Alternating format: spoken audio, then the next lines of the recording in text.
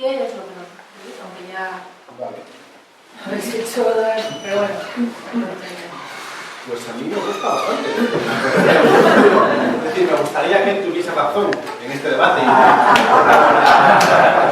Lo digo de corazón, que estaba sonando como un poco broma, pero bueno, pues recuerdas al joven que algún no, fuera de... Soy el patrón contra. Ya, pero bueno, yo me he vuelto mucho más optimista para una especie de extraño milagro cuántico. El caso es, ojalá tuvieras razón, porque a mí me gustaría muchísimo más tener esa imagen, esa potencia de los movimientos, porque eso nos ahorraría muchísimos problemas, pero sinceramente, o sea, por un lado, creo, te he dado algunos datos, evidentemente tú dices que no son válidos, podemos hablar de las experiencias, no soy ajeno a los movimientos, me he comido activismo los movimientos de los 16 putos años, y yo eso que tú me cuentas, sinceramente, no lo veo. Igual soy un negado, pero veo potencia, veo cosas en la vida de lo que he dicho, pero esa capacidad de contrapoder, no lo veo. Y creo que aquí, en el fondo, lo que hay es un debate sobre un esquemas fundamentalmente distintos, pero que el cambio histórico puede ser en las sociedades industriales. Me parece que ahí tú sigues todavía pues, mucho más fiel a la idea de que el Estado es necesariamente una estructura de clase, es necesario construir pues, otra forma de institucionalidad que desborde eso, y yo he llegado a la conclusión trágica de que no, de que el Estado es lo que es y que no puede haber unas sociedades complejas como estas organizadas de un modo que sea sustancialmente distinto a este. Se puede abrir una capacitación menos. Entonces ahí yo creo que hay un debate teórico-político fundamental, una divergencia que marca todo lo demás. Y eso yo creo que es fundamentalmente por lo que nos separa, que es un esquema de cambio histórico y sus posibilidades, que es distinto, y en el cual yo insisto, el mío no me gusta especialmente, he llegado a él pues, después de estudiar el caso de Cuba, después de vivir militancia en movimientos sociales de los 16 años, después de todo lo demás. Pero vamos, ojalá me equivoque y ojalá los movimientos tengan esa potencia de construir no solo sentido común, sino también contrapoder organizado. Ojalá, pero yo simplemente lo que aquí hacía es, bueno, pues siendo enormemente valiosos, me parece que es importante entender cuál puede ser el rol que tenga que jugar cada uno. Y me parece que un rol en el que movimientos activos y audaces, aquí nadie habla de autocontenerse, o sea, en esa especie como de dedicación como del coaching del boxeo que has hecho, ¿no? El coaching como militante, ¿no? Movimientos audaces en aquello que les es propio, instituciones audaces en aquello que les es propio, además que diferimos en qué les es propio cada uno de ellos, y las expectativas de lo que puede generar. Entonces, pues eso es cuando lo que me ha gustado, que insisto, ojalá tenga razón, y lo que no me ha gustado es el esquema de cambio histórico, que me parece que no responde a nada de lo que yo haya visto en la historia, y menos en ese contexto antropológico. Y bueno, ya los debates teóricos sobre el Estado, pero normalmente largo, y uno peor, que es el debate sobre la condición antropológica de la ciudad. Sí, es aún peor que el del Estado. Claro. Yo ahí, parte de mi tesis iba sobre ese tipo de condicionamientos sociales, antropológicos, ¿no? Creo que es imposible esto, podemos verlo así como para oírnos también, pero creo que la afirmación de que esa la tenía por ahí apuntada, ¿no? Es decir, la opción populista de la derecha juega con ventaja entre otras cosas porque la mayor parte... Sí, porque antropológicamente todo a su favor, los imaginarios y los hábitos. Creo que sobredimensionamos a veces eso. En buena parte hay una serie de malestares compartidos, generalizados, que tienen que ver con el hecho de que la propuesta inteligente, que es la del neoliberalismo, que ahora está virando a ese destino populista, pero bueno, que en el fondo el destino populista es neoliberal. O sea, que sí, digamos que es un marco, bueno, algunos hitos, ¿no? Sí, hay un marco amplio, pero bueno, es en términos generales bastante neoliberal. La oleada sí, y luego tienes el Nacional, la gente ya jugando otras cositas, mucho más peligrosas, pero sí. Sí, el Nacional está Claro, jugando es la segunda, el tercerismo, vale. Bueno, pero en cualquier caso, sí, porque el más xenófobo, bueno, es como un rock mucho más. Pero, me perdí un poco, a ver. Que creo que ese elemento social como favorable a eso no tiene en cuenta toda una serie de malestares. Yo siempre pongo el mismo ejemplo, es muy curioso, ¿vale? Pero es este. O sea, mi madre es una señora de provincias, católica y de derechas. Y vota a esta gente. Ha votado en el liberal toda la vida. Pero no ay, no sé cuánto estamos hablando de cobrar, no lo acaba de entender, no lo acaba de entender. Hay una serie de malestares, incluso en ese tipo de profesiones, de gente a la que le ha ido socialmente bien, que ha cogido toda la burbuja inmobiliaria, que no tiene una segunda vivienda, digamos que, o sea, personalmente no tiene nada, pero miran alrededor y dicen, la verdad que esto es muy loco, o sea, ese tipo de malestares están ahí y con esos son cuestiones sobre las que nosotros podemos trabajar y la derecha populista también, evidentemente, porque en política no puede trabajar sobre un montón de elementos, pero creo que hay sobre eso y sobre eso, vamos incluso en una serie de cuestiones. Vale, y ahora, si me dejas hacer una interpretación rápida. Afectando esto y haciendo que los malestares están, pero también no nos quedamos hundiendo, la politización del malestar se lleva diciendo desde el 68 y el Trozal ganó la batalla de la estabilidad política. Dicho esto, ¿qué es más fácil? ¿Que tu madre baje a una asamblea y se autoorganice o que vea a un tío con coleta en la tele hablando de crecimiento no sé qué y en un momento dado cambie el voto y haya unas políticas públicas? Te pregunto. A ver, no es un buen ejemplo porque mi madre se va a morir votando a la derecha, ¿vale? No, al final creo que parte del debate es esto, ¿qué puede hacer tu madre, mi madre o creo que parte del debate es eso? Que por el momento Yo me imagino que el mejor escenario de transición posible donde los movimientos sociales consiguen cambiar el sentido común, ese sentido común logra articular políticas electorales mayoritarias, logra convencer a través de la tele una señora como tu madre como la mía, que de repente cambia el voto y tienes políticas públicas que han conseguido hacer avanzar lo posible gracias al trabajo combinado de movimientos sociales en el ámbito cultural y de elementos institucionales en el ámbito político. Esa es mi receta, me parece razonable. Con todos los peligros que tiene, que son muchos, no digo que sea fácil, ¿eh? Claro, vamos a ver. Creo que hay una... Porque de hecho eso ya ha pasado, o sea, de algún modo. Vamos a ver, de algún modo, pensamientos sobre el feminismo que puede tener mi madre o mi padre han cambiado en estos años y se van a cristalizar, espero que se cristalicen en políticas públicas del dichoso gobierno de político que tenemos ahora, que es parte del ciclo de movilizaciones de estos últimos 10 años. De algún modo, nuestro gobierno es en parte resultado de todo esto, con todas sus insuficiencias y con todos sus límites. Entonces, este esquema, por eso cuando decía antes, no creo que suceda algo radicalmente distinto, es porque creo que ojalá sucediese algo radicalmente distinto, pero bueno, tenemos en el marco de sociedades parecidas a las nuestras, de los 30, 40 años, procesos de cambio, e incluso los procesos de cambio que se den se pueden parecer relativamente a los procesos de cambio que hemos conocido. Pero entonces, porque mi madre no baja más asamblea de su puta vida. No, menos. No, es que estáis poniendo ejemplo a la madre. No, y mi padre todavía menos. Vale, mi madre no juega alguna. Claro, ahí hay la capacidad de movilizar tensión social.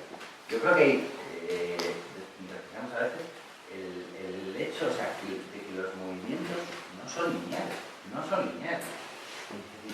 No creo que funcionalmente tengamos sociedades tan absolutamente distintas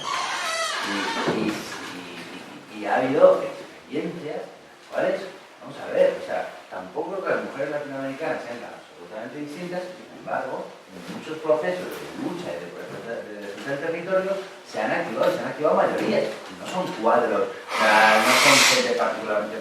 No, se han activado mayorías defendiendo sus cosas. ¿Qué es lo que necesitas? Necesitas que una propuesta política se articule sobre eso. Necesitas que una propuesta política sea razonablemente sólida. Un poquito distintas son, evidentemente. Claro, pero te va a poner en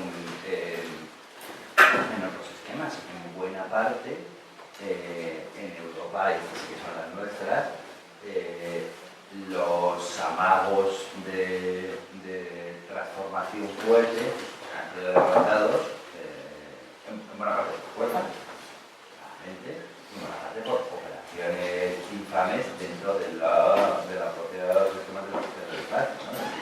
Gobiernos de Alemania, etc. Pero no por... No, estamos al 101 aniversario de la muerte de Rosa Luxemburgo. Pero no por la incapacidad de movilización, ¿eh? Otra cosa es que tengamos escenarios muy sólidos en un escenario de ruptura, la solidez de los estados occidentales es difícil de doblar. Pero también te digo, ¿qué posibilidad tienes de conseguir meter, de ese abogado del Estado tuyo, ese abogado del Estado ecosocialista, que también digo yo, que está por vetar. que no lo dejan, que no es tan fácil, coño, tú vas a dejar entrar aquí, no sucede. Ser abogado del Estado es porque si bien para abogado del Estado, vas a ser tú un tonto al culo. Ven aquí a quitar crédito. ¿Esto es una posición para todos? No, eso no funciona así. Posición para todos son las administrativos, eso sí. Los cuerpos del Estado no funcionan así.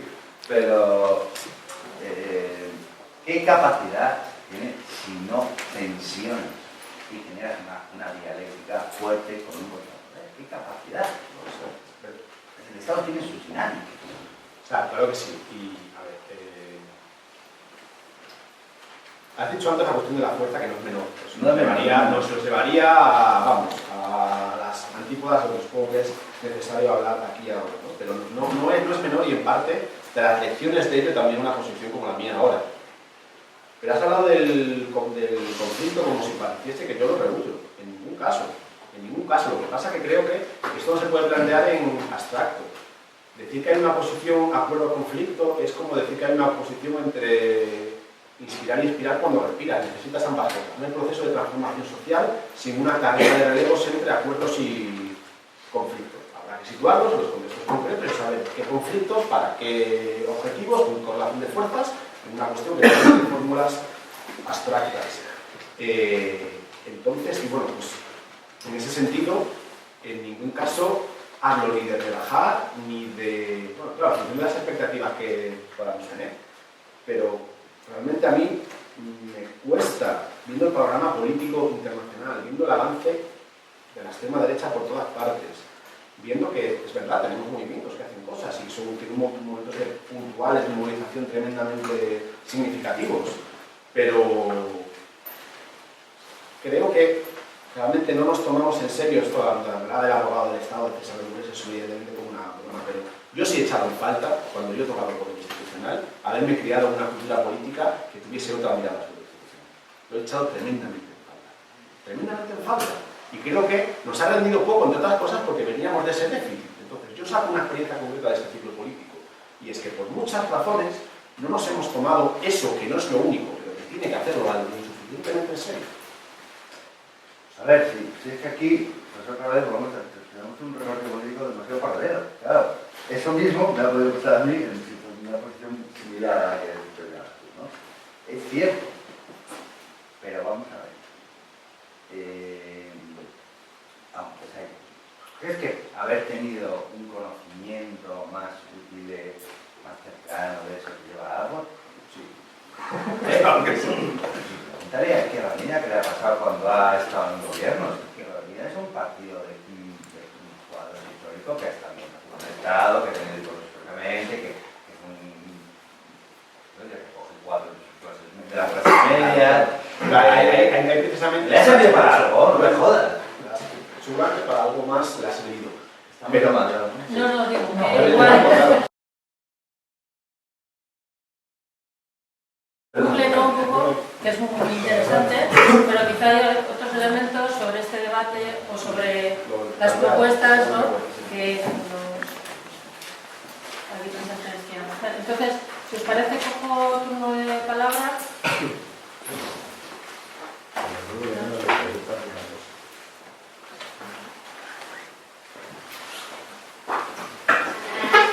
Vale, bueno, Santiago, creo que la broma tiene mucho fondo. De todas formas, una pregunta. ¿El Endure es este que tiene muchos años? No, 40. Pues es que, bueno, entonces está perfecto. Pero es que eso que dices, ¿qué hubiese contestado yo a este joven y qué le contesto? Organízate en una organización revolucionaria, anticapitalista o antisistema y desde ahí mueve a la gente. Y otra cuestión, porque si no, lo que hemos visto, ese consejo que hemos dado a muchos camaradas, y sabes dónde están todos, en el otro lado, en la otra acera. Fueron a meterse en el Estado y en los aparatos y en las instituciones y son nuestros enemigos, desgraciadamente, este hablo de los 70 años. Pero lo que tú estás planteando, yo creo que es un elemento clave. ¿De qué se trata? Primero, de victoria en victoria hasta la victoria final. Mira, Chita, el víboras de aquí, la noveleta, me solía decir a mí, siempre que me decía, ¿tú qué? Como Trotsky, ¿no? De derrota en derrota hasta la victoria final, le decía yo, de derrota en derrota hasta la derrota final. A mí no me metas en historias de estas. Entonces, ahí creo que todos estamos de acuerdo, pero esa contradicción que planteas entre las derrotas, entre las victorias parciales y el elemento del aparato del Estado, ahí sí que hay un problema. Vamos a ver. Yo creo que hay que conquistar el Estado y hay que romperlo. Y la experiencia histórica nos demuestra eso. Porque tú mandar gente inteligente al Estado, porque me da la impresión de que Pablo Iglesias ha seguido el consejo de Rendueles, pero vamos a ver dónde termina Pablo Iglesias. Claro, es que una vez que entras en el aparato del Estado no es un elemento de más listos o más tontos, es un aparato de Estado, bueno, ya ves, la fiscalidad, esto es muy difícil de romper. Y si intentas construir otra cosa con ese aparato de Estado, lo que haces es rehacer el mismo sistema, en Chile, en todos los sitios. Pero, a ver, yo otra cosa que no os entiendo. Decís, es que el movimiento es incapaz de... Los movimientos sociales tienen un toque, evidentemente. Fijaros, un gran acontecimiento que existió en el siglo pasado, que fue la Revolución Rusa, es un gran acontecimiento. Fue precedido de muchos movimientos de masas, incluso insurreccionales. El campesinado ruso, bueno, estaba machacado por una vez y otra vez. Pero llegó un momento en que ese movimiento de masas, por el tema del acontecimiento de la guerra mundial y de la derrota, explota y es capaz de romper el Estado y construir otro. Claro, ¿cuál es la diferencia? Que aquel movimiento social fue liderado por una organización de gentes que tenían las ideas muy claras y que defendían solamente los intereses del movimiento campesino, del movimiento obrero, etc. Es que vosotros no creéis que puede existir un acontecimiento parecido con esto de la emergencia climática. Es que a mí, cuando estos meses pasados me ha llegado esa ilusión, digo, ¿y si esta emergencia llega a tener tal fuerza en el acontecimiento mundial que pueda ser convertido en un acontecimiento histórico que permita el cambio? Eso no lo veis. Claro que lejos no sabemos cuándo. Esa es mi pregunta. Porque yo creo que no hay estáis un poco... No, que no están por la labor, no sé. A ver, es un poco... Oye, los acontecimientos históricos no los programamos nosotros. Una reflexión rápida y dos reflexiones preguntas.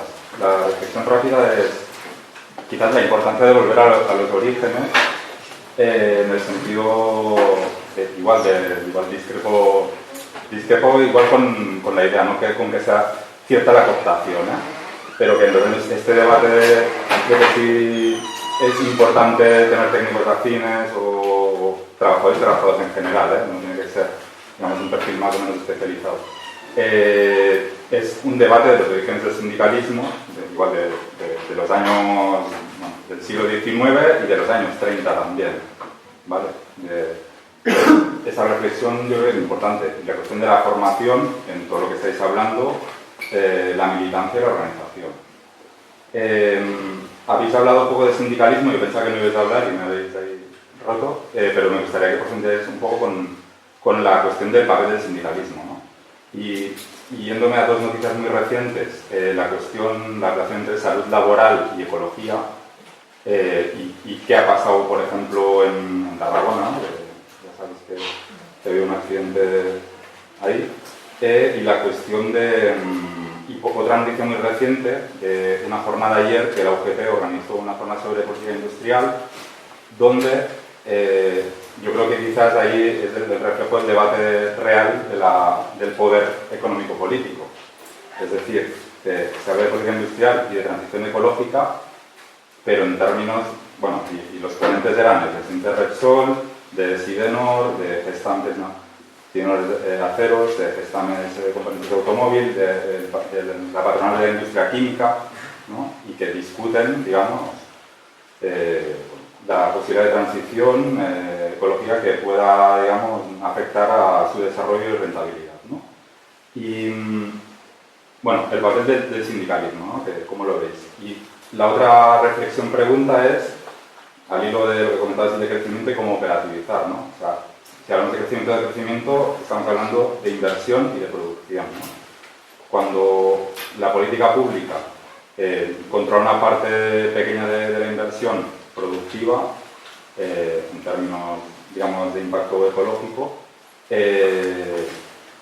bueno, ahí en un momento dado puedes influir, pero ¿qué límites tiene, digamos, el Estado capitalista y qué límites tiene la política económica dentro del capitalismo y qué resistencias hay y qué posibilidades hay de articular un Green New Deal en ese contexto que quiera transitar hacia un ecosocialismo cuando, ¿no? Vuelvo a lo que comentaba de la jornada de política industrial de ayer, ¿no?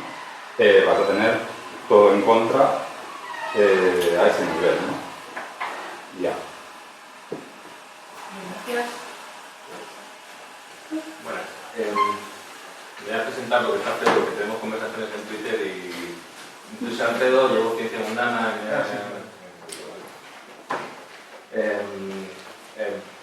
y llevo ciencia mundana porque soy científico, trabajo en eso, y me llama la atención cuando dices que el tema de los 40 años de movilizaciones, las organizaciones sociales como han tenido picos y no han solidificado nada estable, etcétera, que comentaba. Decir que eso es un hecho antropológico es como cuando yo en biología decimos, pues esto es un hecho biológico, pues no dice nada, ¿no? El cáncer es un hecho biológico, bueno, sí, pero que produce cáncer. ¿No? Eso es lo que nos sirve para explicar algo como un fenómeno, no algo recursivo, ¿no? Entonces, hay una explicación, y precisamente son esos que son toda esa gente que durante 40 años han manipulado los distintos movimientos sociales, son los que nos han llevado a la situación en la que estamos, ¿no? Son, pues, como un ejemplo, también pones el ejemplo del tema de las organizaciones, la gente se mete en el tema cristiano, ¿no? El tema religioso. Precisamente en Granada, uno de los experimentos sociales que tiene que ver con la cuestión climática y energética está dando en Granada. Están cortando la luz, llevan ya año y pico, todos los días tienen cortes de luz, hay días que tienen 2 horas de luz, ¿no? En la Manjaya, donde yo he vivido.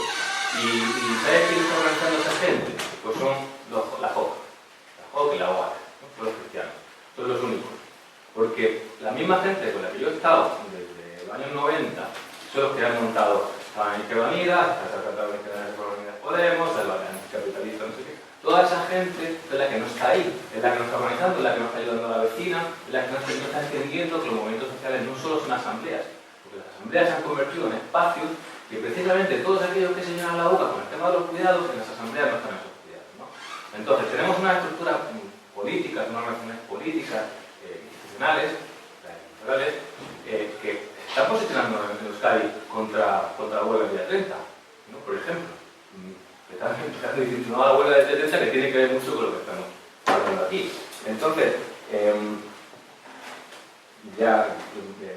eso con el cuestionado de movimientos sociales. Nos hace falta otro tipo de movimientos sociales que realmente generen la trabajan de los cuidados, como decía Juanjo.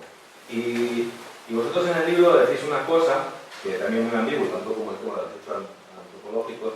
Dice, no obstante, insistimos en rechazar cualquier romanticismo tecnófobo.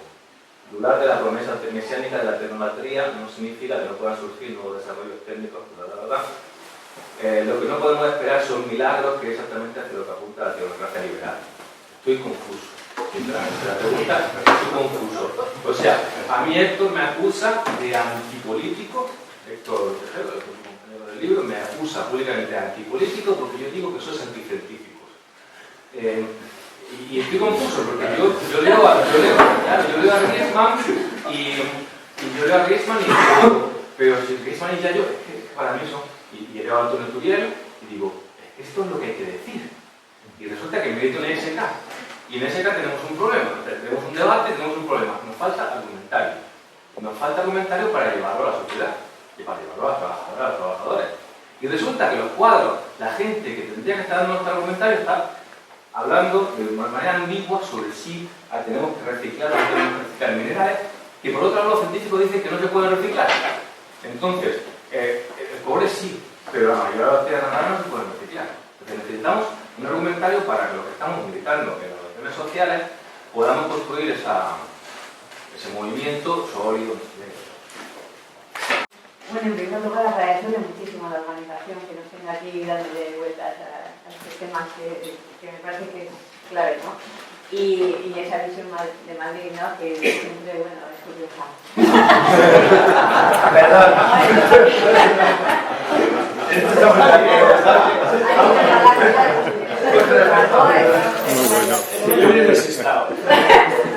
Entonces, bueno, tenemos esta visión. También viendo la meta. Bueno, pero a lo que voy es que, bueno, me parece muy interesante, creo que las políticas públicas también son fundamentales, aunque está todo el debate del Estado, ¿no? Y de las estructuras, que así como los movimientos sociales, bueno, mucho me ha gustado que, bueno, nos deis la visión de allí, ¿no? La complejidad. Pero quería meter un poco otro tema que es lo personal, ¿no? ¿Qué podemos hacer desde lo personal? El feminismo lo que nos dice mucho es que lo personal es político y que los comportamientos individuales son muy importantes también, no solamente en los discursos de los movimientos sociales, sino en el comportamiento cotidiano, porque vivimos en sociedades muy individualistas y vuestras madres igual no van a una asamblea, pero sí reciclan o compran, ¿no? Agroecología o las aldeanas de al lado o muchas cosas. Entonces, habéis dicho una cosa que me parece clave, que es esa idea de la construcción del deseo, ¿no? Y la felicidad. Es decir, vivimos en sociedades muy hedonistas, donde el placer es inmediato, todo es, ¿no? Con la rapidez y toda la inmediatez, lo queremos todo, y entonces tenemos un discurso decrecentista, pero unas prácticas consumistas muy fuertes. En cuanto se puede consumir, por lo menos parece que seguimos consumiendo mucho, porque ese sueño de la tecnología como solución es algo que está muy, muy inserto, ¿no? En nuestras vidas. Y además, yo creo que funcionamos mucho desde la comodidad. Todo lo que es más cómodo, lo que nos hace la vida más cómoda, pues lo hacemos. Y ahí está todo el tema también que ha salido, que se vinculaba mucho con existe una realidad objetiva que nos está diciendo que vamos fatal, pero existe una realidad virtual, ¿no? Que también nos está hablando todo el día de distopías y todo el día de esos futuros horribles, pero que no sé si nos ayudan a transformar o nos paralizan muchísimo y queremos vivir en lo inmediato y con unas salidas muy escapistas, ¿no? Que es lo que yo, ¿no? La evasión como uno de los medios también ante estas ansiedades que nos crea la crisis. Es decir, bueno, todas estas ideas, que lo que voy es, ¿cuál es vuestro planteamiento respecto al comportamiento individual potencial que tenemos de cambio? Porque a veces movilizando lo que es muy importante, los discursos son muy importantes, pero las prácticas son las que se trasladan y las que se hacen, que muchas veces sea tan contradictorio lo que decimos de lo que hacemos. Y por lo tanto, pues es bastante complejo después llevar a la práctica aquello que propone. Bien, le damos hasta las 4 y luego hasta media. Yo, si levantáis la mano, os sigo apuntando y luego si hay tiempo... ¿sí? Vale, sobre la revolución. Creo que esperamos acontecimientos como la revolución rusa, como puede ser lo que quiera, pero nuestras sociedades son muy distintas, lo cual no significa que no pueda haber estallidos sociales que tengan un enorme impacto en la configuración de las sociedades políticas. Yo acabo de estar un mes y medio en uno, que es el estallido social chileno, que es impresionante, y de algún modo en ningún caso se puede descartar que cosas así puedan suceder. Ahora, que el estallido social chileno vaya a producirse la socialización de los medios de producción, pues igual es esperar demasiado el estallido social chileno. Aún así, y creo que tengo un terreno teórico, que no sé si es un debate historiográfico, pero no sé si tiene sentido, pero no podemos desligar la idea de revolución de todas las lecciones que puede ser al principio de la sesión, de lo que tiene que ver con la tragedia de la revolución, en lo que tiene de cualquier cambio social que sea muy violento va a generar una enorme reacción. Esa reacción va a obligar a dedicar a la autodefensa de ese cambio social un montón de energía que va a socavar las propias posibilidades de transformación social. La tragedia de la revolución la hemos visto en el siglo XX muchísimas veces, la estudiado en profundidad en el caso de Cuba, y bueno, pues de algún modo, evidentemente, aunque nos quede muy lejos, no hay que perder eso de vista. Primero la revolución, si quiere ganar, pues tendrá que ganar sus enemigos internos y luego además vencer cualquier tipo de intervencionismo militar exterior, que no me parece que sean sencillas. En cuanto al papel del sindicalismo, yo no conozco lo suficiente del mundo sindical, así que por no decir demasiadas tonterías, lo que voy a poner es una cuestión teórica básica. Yo creo que deberíamos ir hacia una colonización del sindicalismo, que esto es fundamental para que el sindicalismo pueda seguir siendo incluso gane vigor político en una batalla que nos hace falta, que es la batalla por discutir con el capital, el precio de reproducción de la fuerza de trabajo. Creo que hay supongo, porque no lo conozco, que hay una enorme batalla para que esto sea así, no lo sé, no conozco suficiente del mundo sindical, aunque tengo la sospecha, quizás es idealización desde fuera, que en Euskal Herria hasta es más avanzado que en el resto del Estado español, en ese sentido, que es posible, ir pensando en un cierto trabajo de ecologización ideológica del mundo sindical. Evidentemente no voy a responder a las polémicas con Héctor, que puedas tener por Twitter, porque además Héctor es muy polémico y bueno, soy Héctor. En cuanto al antropológico, lo que me refería, evidentemente no dice nada, es una manera de hablar, en una charla que se dice muchísimas cosas. Me refería a que hay componentes que tienen que ver con la dimensión cultural humana en sentido amplio, que están muy arraigados, que son estructurales, no digo que sean esenciales y que no puedan cambiar, pero que evidentemente no tienen la plasticidad que pueden tener otros elementos de nuestro paisaje social y que hay que manejarse con ellos con cierto, como si fueran no variables constantes, pero que tienen como una cierta solidez que cuesta más trabajar a nivel político. Hablabas tú de que necesitamos otros movimientos que se cuiden, tal. Y aquí me viene una reflexión en una de las muchas cosas de movimientos sociales típicas que hicimos en Móstoles. En su momento fue montar un banco de tiempo. Un banco de tiempo que no sirvió absolutamente de nada, aunque llegó a tener como a 200, 300 socios y tal, pero luego nos dimos cuenta de que era innecesario en la medida que, por suerte, que comentabas tú antes, la gente se sigue ayudando una a la otra y no le hace falta bajar a ninguna cosa organizada en un banco de tiempo para hacerlo. Simplemente llamas a tu cuñado y te ayuda con una. Entonces, menos mal que existen cuñados para hacer mudanzas, y en ese sentido lo que pasa ahí, yo lo que me pregunto es si eso es un movimiento social, es decir, si también no hay algo de peligroso en querer movimentizarlo todo. A lo mejor no hace falta, y hay muchas de las actividades de la sociedad civil que simplemente tenemos que dejar que fluyan. Y respecto a la tecnocracia, por aclarar ese párrafo tan farragoso que has escrito, no sé cómo el libro puede a la segunda edición que está escrito tan farragoso, el caso es, creo que la cuestión es que desde algunos ambientes ecologistas, evidentemente nosotros no compramos el discurso tecno-utopista de que hay una solución técnica, pero a veces desde el catastrofismo hay perspectivas sesgadas que directamente invalidan el hecho de que pueda haber adelantos técnicos concretos en aspectos específicos que puedan aportar soluciones concretas a aspectos específicos. Esto pensamos que se puede dar. De hecho, el debate científico es mucho más abierto de lo que a veces el discurso colapsista suele reconocer. Hay muchísimo consenso en la cuestión climática. La cuestión energética, por ejemplo, está mucho más abierta a polémicas y a discusiones, es un campo que no está cerrado a nivel científico y por tanto sencillamente decimos que no hay solución técnica con los políticos, pero no podemos negar que la tecnología pueda jugar papeles de solución concreta en aspectos concretos. Y en cuanto a la personal, yo reconozco que las prácticas personales son un elemento, digamos, de propaganda por el hecho en el sentido libertario clásico muy importante. Creo que es peligroso el que tiene algo de neoliberal, esa especie de olimpiada de la coherencia que a veces los movimientos establecen como la dinámica de construcción de las vidas, ¿no? Porque la coherencia siempre es selectiva, somos coherentes con aquello que nos gusta, pero que no nos da lo mismo, porque nadie puede ser coherente con todo, porque si no serías una especie de santo. Pero aún así me parece que la actividad personal más importante es juntarse con otras. O sea, que si hay un cambio personal importante, no tiene que ver con tus hábitos y con tus costumbres, porque tus hábitos y costumbres son mucho menos decisión que imposición de estructuras sociales, y lo importante es juntarte con otras para lo que sea. Si puede ser para hacer un movimiento social organizado capaz de desbordar el Estado, mejor, pero si te juntas para ver unas pelis, también está bien. Amén. Totalmente de acuerdo con eso último. Con nada. Con eso último, totalmente de acuerdo. Efectivamente, yo creo que lo que pasa es que la cuestión individual nos coloca en momentos de transición social, nos coloca, a ver, mueve la silla bajo el culo.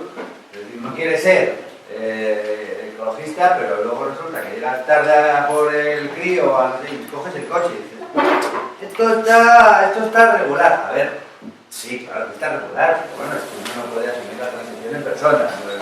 Tiene mal y estamos Si creo una sola persona. Exacto, la transición en una lo olvidemos.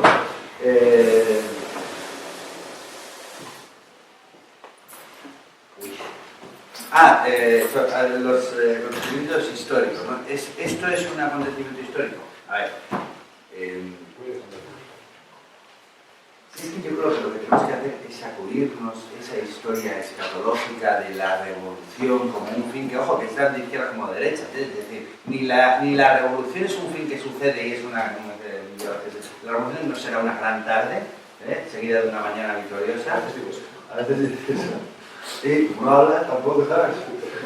Y para la derecha esto es igual, es decir, o sea, la historia no acabó con Fukuyama, pensaban, ya está, ganamos, hasta luego, fin de la... No, claro que no. Entonces, asumir eso implica también asumir que posibles nuevas revoluciones no van a tener por qué compartir la misma temporalidad. Es decir, puede haber temporalidades más graduales, puede haber retrocesos, puede haber... Ojo, que ya los hubo, que tendremos a pensar en la revolución del 17 como la revolución del 17. Ya, que fue la de octubre, y antes la de febrero, y antes la del 5, y antes...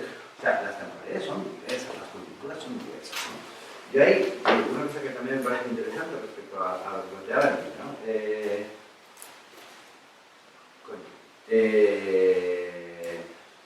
La tecnología, o sea, la tecnología forma parte de ese amplio repertorio de cosas que nos van a ir cambiando, que se nos van a ir moviendo en nuestro entorno. Y eso es toda una coyuntura en la que tendríamos que jugar. Vamos a ver, por poner un ejemplo muy reciente, la posibilidad de renovables en buena parte tiene que ver con que en los últimos 10 años la productividad de las renovables solares se ha disparado enormemente. Enormemente. Si no, vamos, los escenarios optimistas de ferroviaria y tal serían impensables, si no se hubiera disparado como se ha disparado la productividad. Y eso es una cuestión tecnológica. Ojo, es una cuestión positiva sobre el papel, sí, pero para Iberdrola también. Para Iberdrola también, es decir, para ellos también, para los enemigos también lo es. Creo que ahí tiene mucho que ver con las coyunturas, y creo que además esto es un aprendizaje que el ecologismo social en sentido amplio, es decir, los que tratamos de abordar desde la parte más política, pero también en movimientos, etcétera, tiene mucho que aprender aquí. Y esto es normal, o sea, tenemos que aprender a hacer esto en otras cosas porque hasta hace 2, 3, 5 años pretender hacer política de coyuntura, política táctica a corto, con las cuestiones de ecología era hacer el ridículo. O sea, era como dar un mitin en el patio de tu casa, no tenía sentido, nadie estaba atento, no podías hacer política con eso, no estaba en la sensibilidad social, nadie lo iba a escuchar.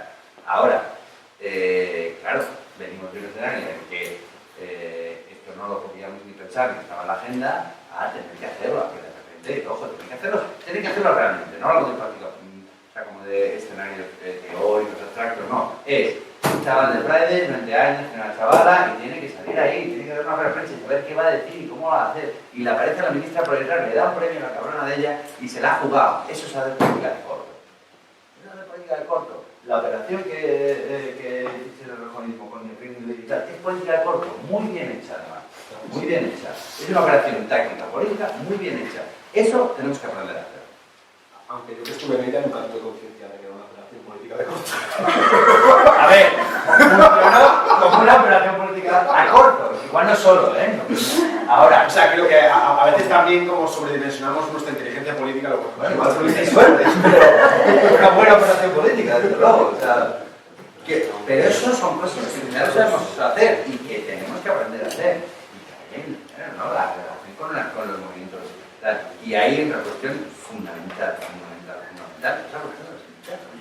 Yo creo que ahí, sin ser tampoco un super experto en la cuestión sindical, pero bueno, el contacto que sí que tengo, el sindical, o sea, creo que hay una cuestión que primero hay que entender desde el propio sindicalismo. A ver, el sindicalismo ahora mismo está en vías de... tiene, en mi opinión, dos opciones. O consolidar su posición como una especie de ministerio del Estado, renunciar a hacer nada más que ser una pata más de la Administración General del Estado, claro, es decir, un evento de concertación, tal, ser absorbido absolutamente y fundar un ministerio, no tener actividad propia y tal y cual, y por lo tanto, perderse, que seamos sinceros, si ese es tu rol, los trabajadores y las trabajadoras no van a seguir financiando, financiamos la Administración del Estado, que es una administración de clase, pero es una administración de trabajo, porque no tenemos otra, porque si no llega Hacienda y te embarca, si no llega la poli y se ocupa de que el embarco sea efectivo. Ahora, ¿por qué vamos las trabajadoras a seguir pagando nuestras cuotas sindicales si definitivamente esto se va consolidando así? Pagamos nuestras cuotas sindicales porque tenemos la esperanza de que algo ahí pueda funcionar, o porque tenemos la tradición de nuestras compañeras o compañeros, gente de su entorno, tal, que nos implicamos en eso. Creo que la salida es que absolutamente, ¿no? Que hemos explicado absolutamente que entregan las armas y largas y la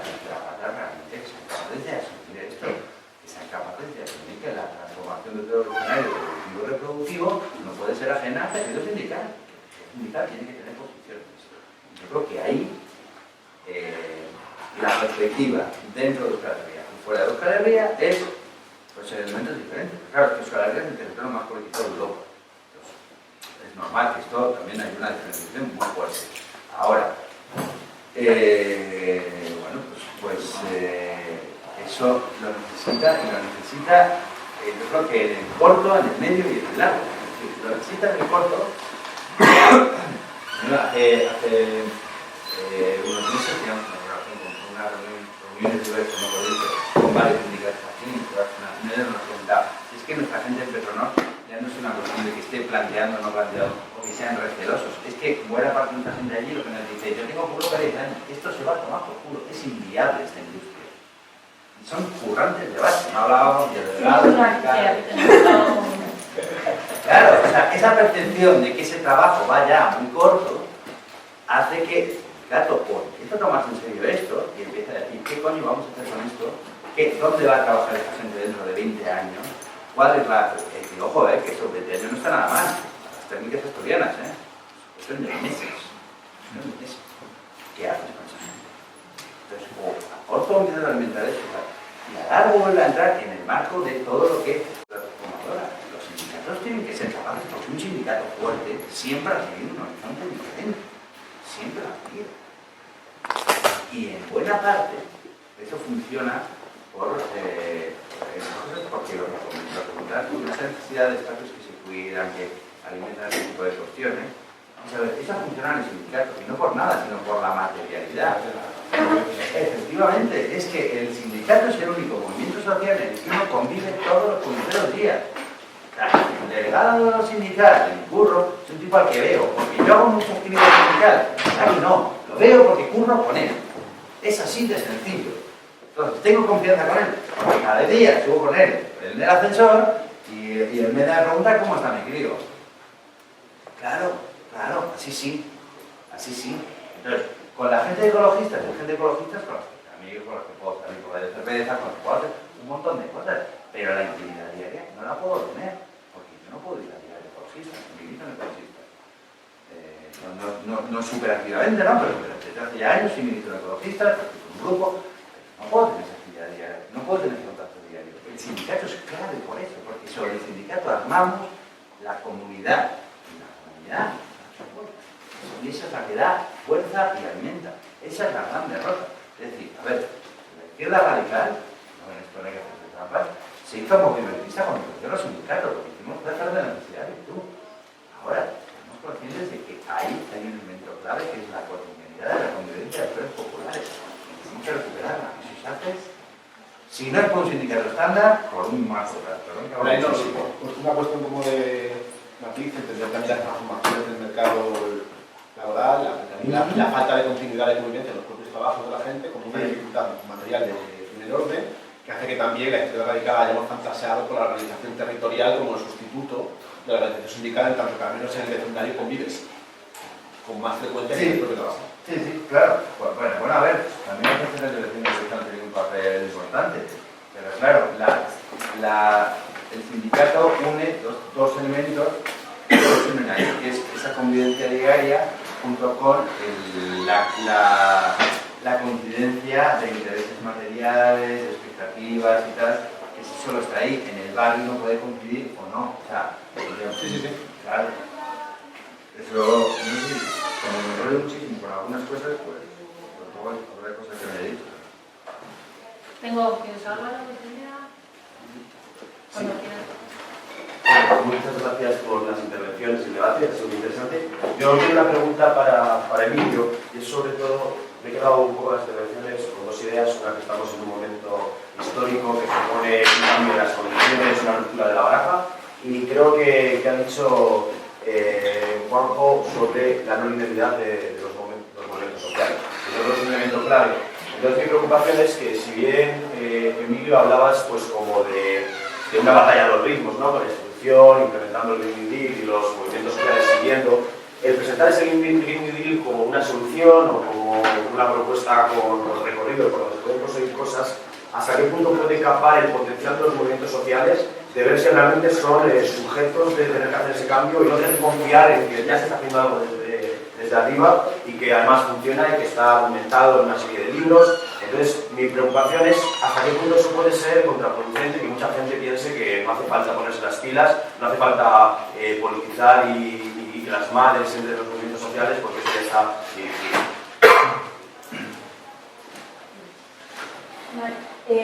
Bueno, sí, también yo primero agradecer a la organización, pues creo que son de los necesarios, a los compas por haber venido de Madrid. No nos idealicéis tanto, que aquí se nos suben demasiado los egos. No, yo estaba todo el rato intentando pensar qué podemos aprender de las huelgas feministas para todo este debate, ¿no? Yo creo que hay varias cosas de las que se han ido poniendo encima de la mesa que si hacemos la lectura de qué ha funcionado o qué ha fallado del último ciclo de movilizaciones feministas, pues que quizá también pueden arrojar algo de luz. Por un lado, con el tema este que planteabas, ¿no? De las victorias pequeñas, de cambiar el sentido común y demás. Yo creo que, o sea, no nos podemos conformar a pensar las victorias solo en materia de conquistas al Estado o en materia de cambiar el relato. O sea, yo creo que también tenemos que seguir peleando para conseguir victorias, o ya no sé ni siquiera si las llamaría victorias, en el plano material, cotidiano, del día a día de la gente, ¿no? Y yo creo que ahí pensar que las únicas victorias del movimiento feminista es pensar que el nuevo ministerio va a hacer muchos cambios, pues es que hagamos muy cosas. Para mí, una victoria mucho más fundamental es que las mujeres con las que me organizo en mi pueblo, que son muy mayores y que hace 5 años no se autodenominaban feministas, ahora se denominan feministas, seguramente han cambiado los roles dentro de sus casas, han cambiado la forma de organizarse en el pueblo. O sea, eso también son cambios materiales que son victorias muy profundas y muy de fondo, ¿no? Y ahí pues se me ocurría, ¿no? Entre esta idea que os gusta tanto del sentido común, yo me quedo más con la idea de cambiar la subjetividad. O sea, me gusta más la idea de pensarnos, o sea, pensar nuestra identidad de otra forma, ¿no? Y asumir nuestra clase, asumirnos como víctimas de la crisis ecológica, asumirnos feministas. O sea, yo creo que por ahí pueden venir cambios mucho más de fondo que comprar, porque hoy el Colectas lo ha hecho muy bien, un relato o comprar otro, o hacernos un sentido común que lo veo como algo mucho más volátil.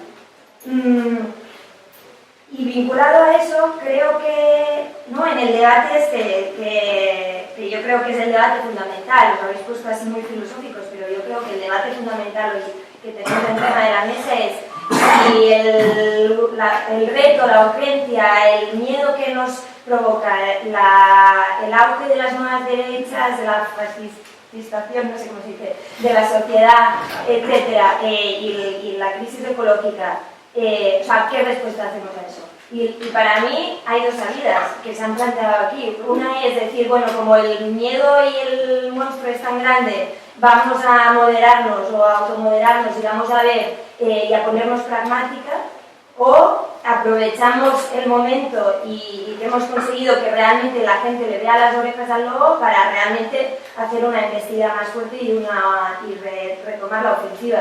Yo creo que son dos propuestas estratégicas que, bueno, en el camino pueden encontrarse a nivel concreto y táctico en muchos puntos, pero que son dos propuestas muy confrontadas y que tienen una base bastante diferente. Yo no sé, a mí la verdad es que creo que el moderarnos o el asumir el pragmatismo no nos ha ido muy bien, la verdad. O sea, creo que sí que es verdad que la situación es muy grave y que tenemos que ser conscientes y que no nos podemos permitir ser autocomplacientes ni resistencialismos ni demás, pero creo también que asumir que la situación es tan grave que podemos ir cambiando o ir de pequeña victoria en pequeña victoria, pues también creo que hay que ampliar la solidaridad con la SER y luego también, obviamente, pues otros ámbitos de lucha, los sindicatos de inquilinas, los sindicatos que se están creando en otros espacios, yo creo que también van a funcionar. Bien, tengo palabras más. Sí, a mí me gustaría, hay varios autores que hablan de cómo la derecha se apropia incluso de aquellos catástrofes pues, para acabar sacando adelante políticas que no ha podido sacar antes. cómo nosotros podríamos aprovechar las catástrofes que se están dando ahora para realmente cambiar la opinión de la población. Por ejemplo, clarísimamente el caso de Australia. En el caso de Australia en estos momentos hay manifestaciones masivas por el tema de los incendios. ¿Cómo modificar, aprovechar este tipo de situaciones para, de forma constructiva, cambiar la opinión de la población? Y luego me gustaría que hablaseis más pues, realmente de que el pico del petróleo, o sea, va a haber picos de elementos, de petróleo y demás, que sí o sí van a llegar. Y yo creo que la política neoliberal o lo sabe y no lo tiene en cuenta, o no sé, porque realmente decir que nos han ganado la batalla, pues de momento nos la han ganado. Pero está claro que hacia un futuro, yo no lo tengo tan claro que la hayan ganado. O sea, o lo tienen en cuenta y no lo han dicho, o si no, están un poco ciegos, porque no pueden seguir con el sistema sí o sí. No sé cuánto tardará o cuánto no.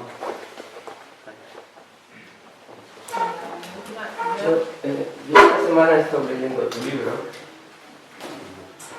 Bueno, alguna cosa más o menos la has comentado, pero sí que me ha dado una sensación, como últimamente está ocurriendo cada vez más, es la radio, la sociedad, la que empuja normalmente a las instituciones públicas.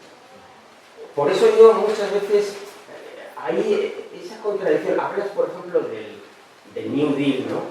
Lo comparas un poco con el New Deal, pero hay una gran diferencia. El New Deal en Estados Unidos y luego las políticas de bienestar en Europa vienen de un capitalismo que está en el agujero. Está en el agujero y por lo tanto son situaciones en las cuales la debilidad del capitalismo es absoluta y se pueden aplicar. Probablemente sea una época que no se viva ya, que no se pueda volver a repetir. De hecho viene la debilidad del capitalismo acaba de venir de una guerra mundial o de la crisis del 29.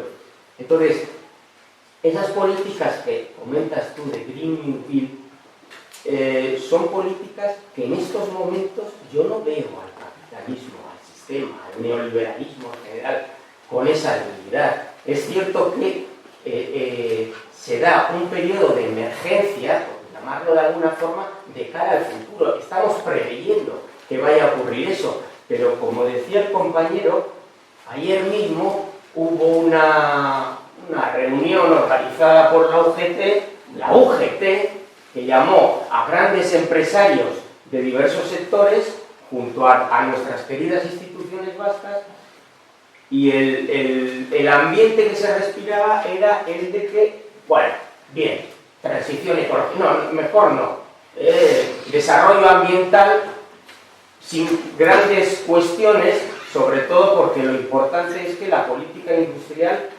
siga desarrollándose. Entonces, a mí no me da la sensación de esa gravedad para que la sociedad diga, las políticas públicas ya vayan enfocadas a un New Green Deal y las instituciones, el capitalismo, etcétera, etcétera, lo acepte por su debilidad, ¿no? No me da la sensación que estemos en esa situación.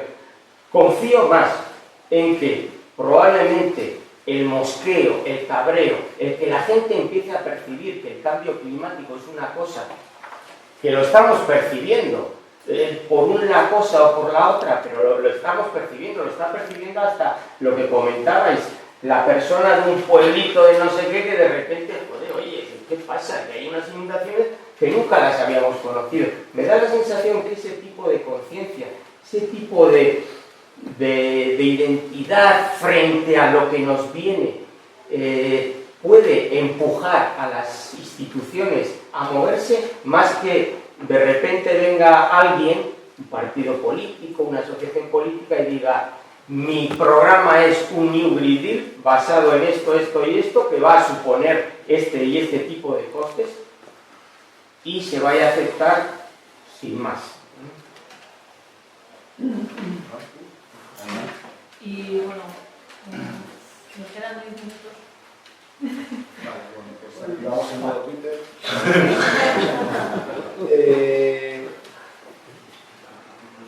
En mi caso, Igual, digo esto, si alguien se tiene que marchar, primero agradecer la asistencia, la participación, enriquecer el debate sobre todo, y dar las gracias también a Ecologistas Marchan porque nos ha cedido el espacio y nos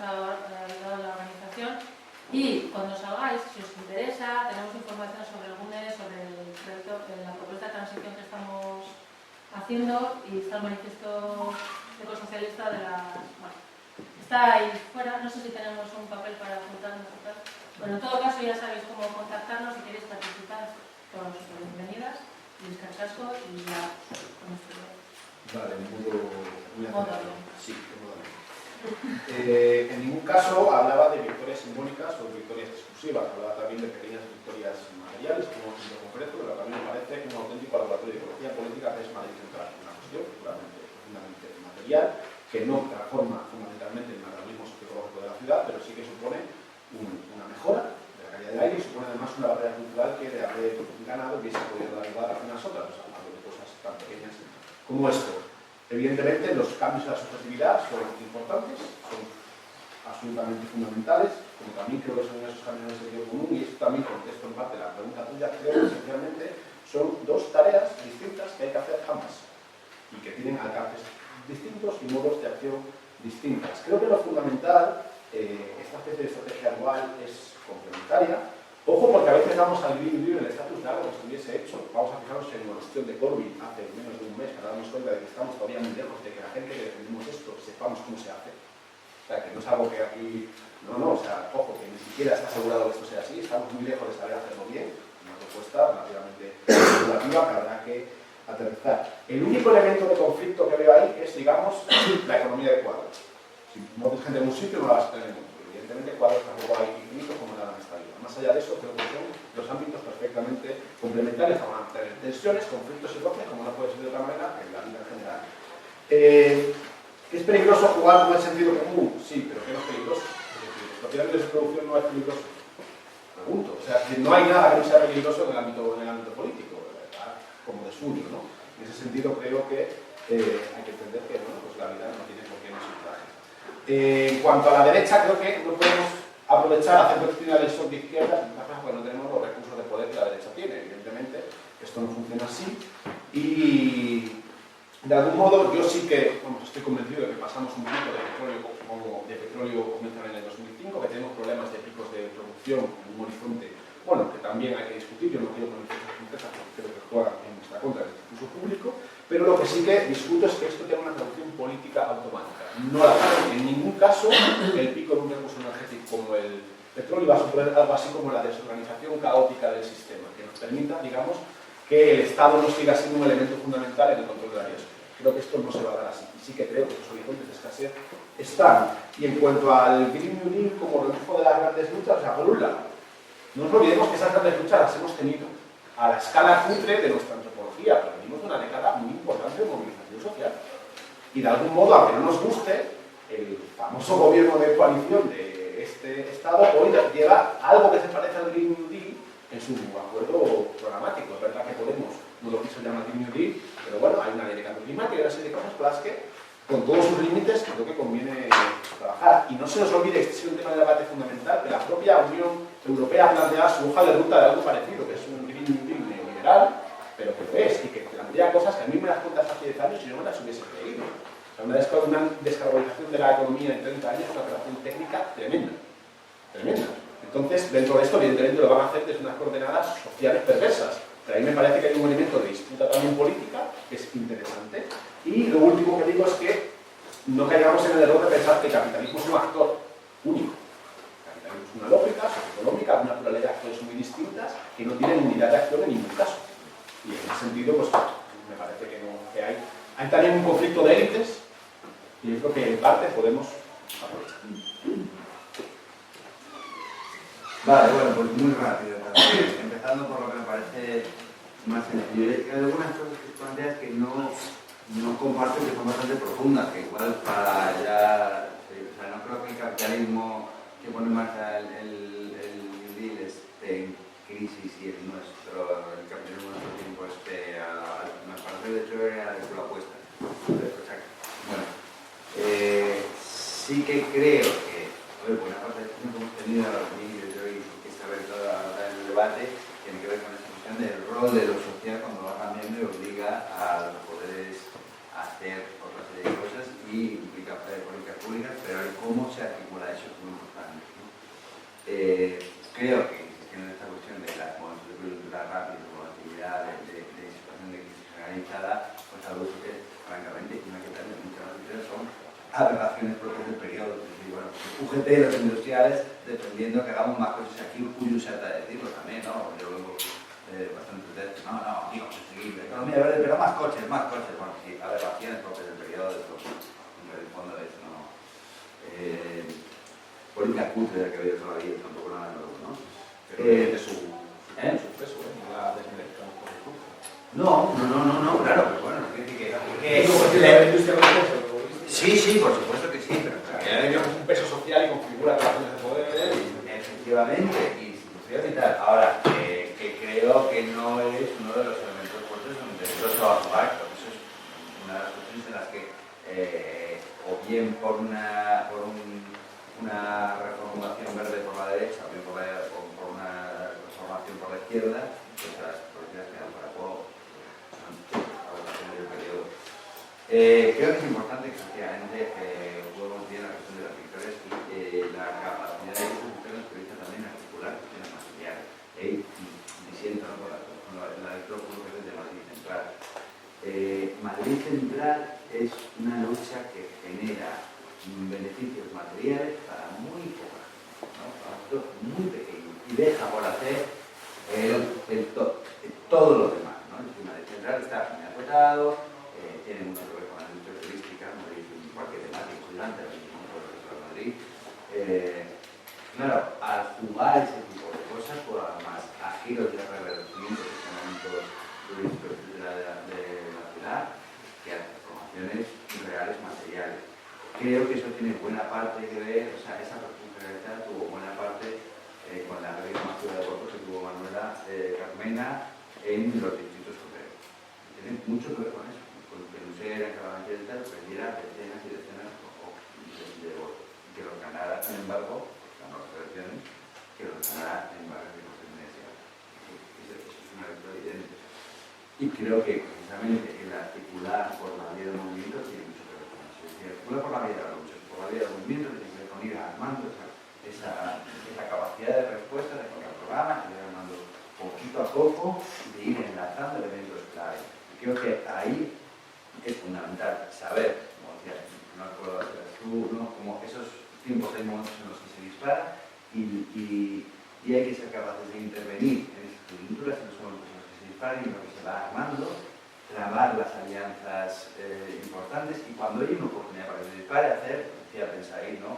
Una metáfora bonita que es que el partido juegue como la caja de cambios. No sé si el partido tiene que ser un único partido, pero esos elementos en los que intentamos hacer estrategia con estas cuestiones, funcionemos como esa caja de cambios que sabe acelerar en ese momento adecuado a disparar y a armar un poco más y ir consiguiendo más recursos materiales y también más proceso social, porque eso se alimenta, que es como se puede probar. Yo no sé si llegaremos a un acontecimiento o a una sucesión de acontecimientos diversos, probablemente también a un momento en el que nos procedamos, pero creo que es la mejor manera de acumular unas victorias y ir funcionando como este eje que es capaz de hacer saltar a la siguiente fase y dejarnos en una mejor relación de fuerzas para una transformación que es imprescindible que la institución de la gente por sí es absolutamente incapaz de hacer.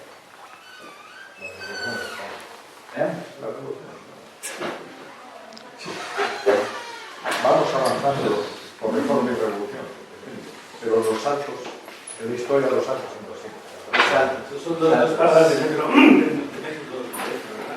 En México hay una parada que se llama Revolución, luego está en medio de San Cosme y la siguiente es Reforma. Estamos en San Cosme.